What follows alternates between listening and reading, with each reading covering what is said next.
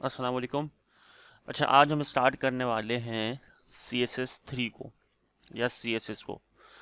अब लास्ट हमने जो स्टडी किया था वो HTML था। HTML को हम यूज़ करके स्ट्रक्चर को बनाते थे। अब हमें उस स्ट्रक्चर के ऊपर जो है फॉर्मेटिंग करनी है, यानी उसको खूबसूरत बनाना है, तो हम यूज़ करते हैं CSS को। अब CSS की डेफिनेशन क्या है यहाँ पे अगर हम देखें तो CSS जो है उसकी डेफिनेशन है कि CSS की फुल फॉर्म है कैस्केडिंग स्टाइल शीट, यानी एक ऐसी शीट जिसके ऊपर हमने स्टाइलिंग लिखी हुई होगी और इसको हम यूज़ करते हैं स्टाइल के लिए, डिज़ाइन के लिए, जो कि वेबसाइट के यानी वेब पेजेस के लेआउट होते हैं। यानी कि वेबसाइट के जो हमने लेआउट बनाया हुआ होगा उसके डिज़ाइनिंग हम कर सकते हैं और उसके ऊपर हम जो भी स्टाइलिंग करना चाह रहे हैं, जो हमने टेक्स्ट लिखा हुआ है उस पर हम स्टाइलिंग कर सकते हैं। ठीक है, it is a style language.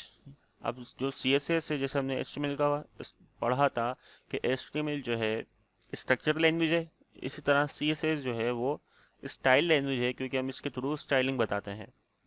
And use to define the presentation of HTML element on a web page.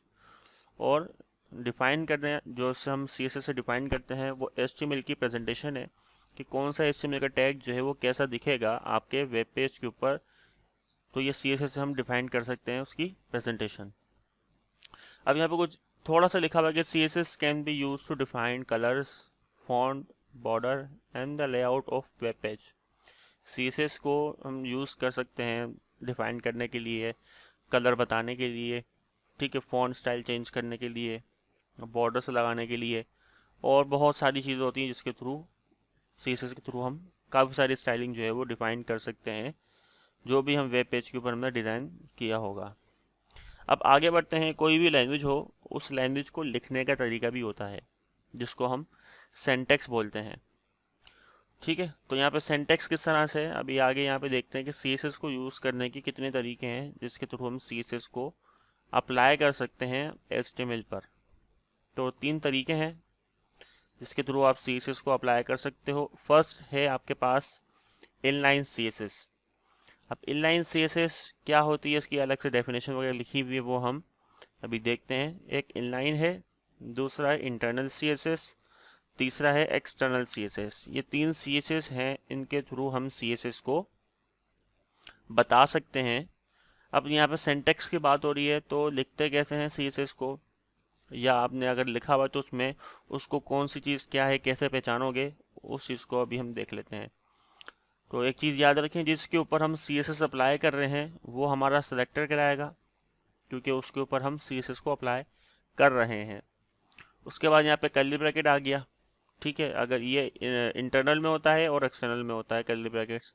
अगर आप इनलाइन में यूज़ कर रहे हो तो अभी हम जब देखेंगे तो उसका मैं बता दूंगा कि इनलाइन में किस तरह से डिफाइन हो रहा होता है। कर्ली ब्रैकेट के बाद अंदर जो ये चीज़ लिखी हुई है इसको CSS बोलते हैं।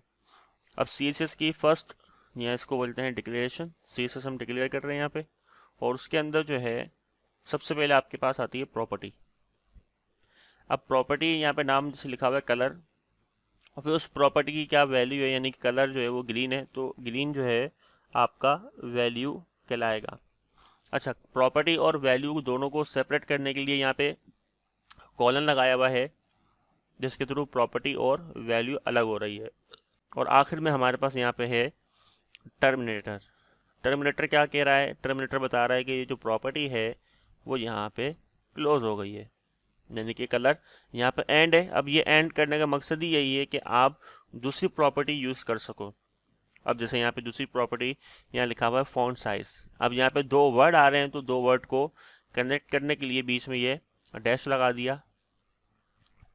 ठीक है, तो जब भी आप CSS की कोई भी ऐसी प्रॉपर्टी है जिसमें 2 वर्ड आ रहे हैं तो आप बीच में डैश लगा दोगे, तो ये इस तरह से कनेक्टिविटी इनकी आपस में हो जाएगी, स्पेस नहीं दोगे। ठीक है, सेम यहाँ पे ये प्रॉपर्टी आ गई फॉन्ट साइज, या फॉन्ट जो है उसका साइज़ क्या होगा। फिर कॉलन आ गया, फिर उसके बाद आप उसकी वैल्यू बता दोगे कि वो उस फॉन्ट का साइज़ जो है वो क्या होगा। फिर आखिर में दोबारा टर्मिनेटर आ जाएगा। इसको ये कॉलन है, ये सेमी कॉलन है, और यहाँ पे अभी इसको टर्मिनेटर बोल रहे हैं। टर्मिनेटर का मतलब है कि यहाँ पे ये चीज़ ख़त्म हो गई है। अब आगे बढ़ते हैं, यहाँ तक कि समझ में आ गया होगा। आगे बढ़ते तो यहाँ पे लिखा हुआ है इनलाइन CSS के बारे में। An inline style loses many of advantages of the style sheet by mixing content with presentation. यानी कि आप अगर इनलाइन स्टाइल यूज़ करते हो तो इसके कुछ डिसएडवांटेज हैं। वो क्या डिसएडवांटेज हैं कि आपके जो कंटेंट होता है, यानी आपने जो भी वेबसाइट को बनाने के लिए जो भी HTML से लेआउट बनाया है और उस लेआउट के अंदर आपने कोई चीज़ कंटेंट लिखा हुआ है, कोई चीज़ लिखी हुई है, डिटेल लिखी हुई है, और फिर उसके अंदर आप इनलाइन CSS को भी यूज़ करते हो, तो उससे क्या होता है, आपका कंटेंट मिक्सअप हो जाता है आपकी प्रेजेंटेशन के अंदर। जैसे एग्जाम्पल के तौर पे यहाँ पे एग्जाम्पल दी है कि अगर हम इनलाइन CSS यूज़ करते हैं तो उसका लुक कैसा होता है वो देखें। यहाँ पे H1 का टैग लगा हुआ है, ये क्लोज हो गया, और उसके स्टार्टिंग टैग में एट्रीब्यूट लगती है अगर हम इनलाइन यूज़ कर रहे हैं स्टाइल की एट्रीब्यूट। अब उसमें देखो यहाँ पे कॉलन आ गया, सॉरी कॉलन कह रहा हूँ, इक्वल और कोटेशंस आ गई। तो जब इनलाइन आप यूज़ करोगे तो एट्रीब्यूट यूज़ करते हैं जिस तरह से, उसी तरह से एट्रीब्यूट स्टाइल लिखोगे, फिर उसके कोटेशन के अंदर जो है फिर आपने CSS की प्रॉपर्टी उसी तरह से बतानी है जैसे ऊपर बताई हुई थी, प्रॉपर्टी और उसकी वैल्यू और कॉलन एंड सेमी कॉलन जिस तरह से लगा हुआ था। तो अब मिसाल के तौर पे अगर आपने कोई हेडिंग लिखी हुई है, इसमें तो चलो थोड़ा सा कंटेंट लिखा होता है, लेकिन अगर आपने पैराग्राफ लिखा हुआ है, पैराग्राफ काफ़ी ज़्यादा होता है और उसके अंदर आपने स्टाइल यूज़ करके काफ़ी सारी चेंजिंग करी है अपने काम के अंदर, तो वो फिर क्या होगा, मिक्सअप हो जाएगा आपका कंटेंट और आपकी जो स्टाइल शीट जो आपने स्टाइलिंग करी हुई है उसके साथ, तो समझ नहीं आएगा ये क्या हो रहा है। तो ये इसका डिसएडवांटेज है। लेकिन इनलाइन CSS को हम इसलिए यूज़ करते हैं कि अगर हमें कोई माइनर सी चेंजिंग करनी हो स्टाइलिंग के अंदर तो हम इनलाइन यूज़ करते हैं, यानी कि आपके ऊपर आपने जो है वो पहले से ही स्टाइलिंग लगाई हुई है इनलाइन इंटरनल और एक्सटर्नल को यूज़ करके। तो हम इनलाइन को इसलिए यूज़ करते हैं ताकि हम उसमें कोई माइनर सी चेंजिंग कर सकें जो ऑलरेडी उसके ऊपर स्टाइलिंग लगी हुई है, ठीक है, क्योंकि हम सिर्फ उस स्पेसिफिक के ऊपर काम करना चाह रहे हैं तो वहाँ पे इनलाइन यूज़ करते हैं। अच्छा, इंटरनल पे आते हैं। तो इंटरनल CSS क्या है? इंटरनल CSS जो है, you define internal style in the head section of an HTML page inside the style tag. अच्छा, अब जब हम इंटरनल CSS को यूज़ करते हैं तो इंटरनल CSS हमारी उसी फाइल में ही होती है, लेकिन बस जस्ट हम हेड सेक्शन के अंदर जो है, हेड पार्ट के अंदर हम इस तरह से स्टाइल का टैग लगाते हैं, स्टाइल का टैग क्लोज करते हैं, और फिर उसके बाद जिसमें हमने काम कराना है उसका यहाँ पे नाम डिफाइन करना पड़ता है। इनलाइन में ऐसा नहीं है। इनलाइन में कैसा है, इनलाइन में आपने जिस पर काम कराना है उसके स्टार्टिंग टैग में एट्रीब्यूट डिफाइन कर दोगे, तो उसका मतलब है कि आप उसके H1 के ऊपर काम कर रहे हो। लेकिन जब आप हेड सेक्शन में काम कर रहे हो तो अब आप किसी एलिमेंट पे CSS लगाना चाह रहे हो, तो कैसे पता चलेगा कि उसको कि कौन से टैग पे आप लगाना चाह रहे हो? तो इसलिए स्टाइल का टैग लगा के फिर उसमें हमने टैग का नाम लिखना होता है। अब अगर मैं बॉडी पे काम करा रहा हूँ तो बॉडी यहाँ लिखूंगा और यहाँ पे लिख दूंगा बैकग्राउंड कलर, और फिर जो भी हम CSS कर लिखना चाह रहे हैं, CSS की काफ़ी सारी प्रॉपर्टीज़ हैं, तो वो CSS प्रॉपर्टीज़ आप लिख दोगे जो भी आपने चेंज कराना है। इसी तरह से एक दूसरा टैग है तो उस टैग का नाम लिखा, कलर बताया, उसका नाम जो भी कलर आप देना चाह रहे हो वो दे दिया, ठीक है। तो ये इंटरनल CSS है, यानी कि आपने फाइल में ही रहना है, लेकिन स्टाइल का टैग लगाओगे, फिर उसके अंदर डिफाइन करोगे CSS जिस पे भी आपने अप्लाई करनी है। अब यहाँ पे बात करते हैं एक्सटर्नल CSS की। अब एक्सटर्नल CSS क्या है कि एक्सटर्नल CSS के अंदर आपने दो फाइलें बनाई हुई होती हैं। एक HTML की फाइल बनाई हुई होती है जिस पे आपने स्ट्रक्चर बनाया हुआ होगा, और दूसरी फाइल आप अलग से बनाओगे और जिसको सेव करोगे डॉट स्टाइल और डॉट CSS से। तो डॉट CSS का मतलब जैसे यहाँ पे देखो एक फाइल का नाम भी बताया हुआ है, माई स्टाइल डॉट CSS। ये अलग से फाइल होगी। अलग से फाइल इसलिए बना रहे हैं क्योंकि जब हम कोई भी वेबसाइट बनाते हैं तो उस वेबसाइट बनाने के अंदर जो है काफ़ी सारी जो CSS है वो हमें लिखी हुई होती है और वो हर पेज पे चाहिए होती है, क्योंकि काफ़ी सारे पेज जो हैं वो सेम ही होते हैं। आपने अभी कुछ रिसेंट पहले ही वेबसाइट बनाई है टेबल को यूज़ करते हुए, तो आपने देखा होगा हेडर और जो मेन्यू है और जो फुटर है ये हर दफ़ा सेम ही है।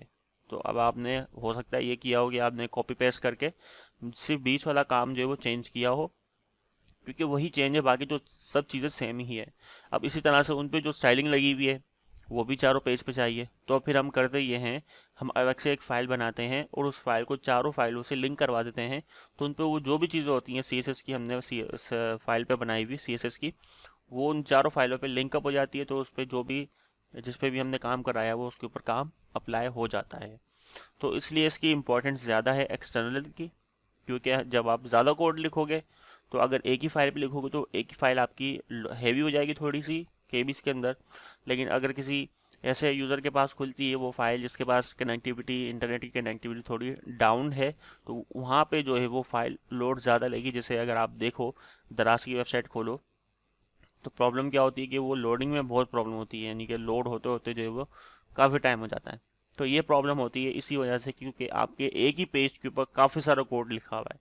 यानी एक फाइल आपकी इतनी हैवी है कि जब आप उसको ओपन करोगे तो वो काफ़ी लो टाइम लेगी, क्योंकि उसमें तस्वीरें भी हैं, उसमें आपने जो है वो CSS भी डिफाइन करी हुई है, फिर उसके अंदर HTML का कोड भी लिखा हुआ है। तो ये इतनी सारी चीज़ें, तो वो फाइल काफ़ी हैवी हो जाती है। तो आप ये बस हमेशा याद रखो, आपकी वेबसाइट ऐसी होनी चाहिए कि जब आप कोई भी आपका क्लाइंट है वो आपकी वेबसाइट जब विजिट करे तो आप विद इन अ सेकेंड, यानी 1 सेकेंड से भी कम टाइम में, ये कम से कम 1 सेकेंड के अंदर जो आपकी वेबसाइट लोड हो जाए, तो उसका मतलब आपने फर्स्ट पेज पे कम से कम चीज़ें रखनी है और इतनी चीज़ें रखनी है कि वो उसको अट्रैक्ट कर सकें। ठीक है, तो एक्सटर्नल CSS का क्या मतलब है वो मैंने आपको डिफाइन कर दिया। अब आगे बढ़ते तो यहाँ पे हमारे पास कुछ CSS की प्रॉपर्टीज़ हैं जिनको आप स्टडी करोगे। तो ये तमाम प्रॉपर्टीज़ जो है आपने कॉपी में लिख लेनी है। ये प्रेजेंटेशन में आपको दे दूंगा ये प्रॉपर्टीज़ वाली, ठीक है। बाकी मैं सारी दे दूंगा प्रॉपर्टीज़, जो उसके अलावा भी जो लिखी हुई हैं ये प्रॉपर्टीज़ हमने स्टडी करनी है। जब हम ये तमाम प्रॉपर्टी स्टडी कर लेंगे तो फिर इसके अंदर हमारे पास जो है ये CSS3 आता है। CSS3 के अंदर भी कुछ प्रॉपर्टीज़ आ रही हैं, ये कुछ एडवांस प्रॉपर्टीज़ हैं, इनको हम स्टडी नहीं करेंगे। ये वाली जो इतनी ये जो प्रॉपर्टीज़ हैं ये वो बच्चे स्टडी करते हैं जो कि वेब डेवलपमेंट कर रहे हो। हम जो नॉर्मल कोर्स कर रहे हैं PCIT, उसमें HTML CSS के अंदर जो चीज़ें हैं वो ये 3 चीज़ें हैं: एनिमेशन, ट्रांजिशन और ट्रांसफॉर्म। एनिमेशन को स्टडी करेंगे, उसके बाद हमारे पास ट्रांजिशन आती है, फिर देन ट्रांसफॉर्म। इसी तरह से हम फिर इन्हीं को यूज़ करते हुए बीच बीच में कुछ छोटे छोटे प्रोजेक्ट्स भी बना रहे होंगे। तो आई होप आज के लेसन इंट्रोडक्शन CSS का समझ में आया होगा। मिलते हैं नेक्स्ट वीडियो में, अपना ख्याल रखिएगा। अल्लाह हाफिज़।